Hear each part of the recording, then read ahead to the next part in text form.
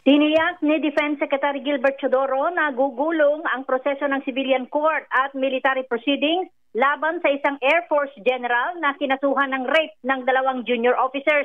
Sa isang panayam, sinabi ni Teodoro na nahaharap na sa kasong kriminal ang sospek, kaya't mapasa sa ilalim niya ito sa jurisdiction ng korte. Ipinaliwanag ni Teodoro na kung ang paglilitis ay gagawin sa panahong umiiral ang kapayapaan, mapasa sa ilalim ito sa jurisdiction ng civilian court, kung saan pwedeng humiling ng piyansa at pansamantalang makalaya ang sospek.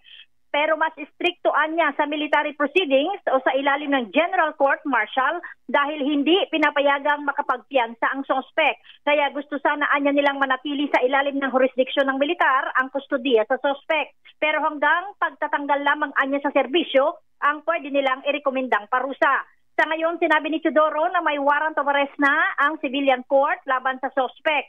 Tiniyak ni Teodoro na hindi nila kukonsintihin ang sospek kundi hahayaang gumulong ang proseso ng batas.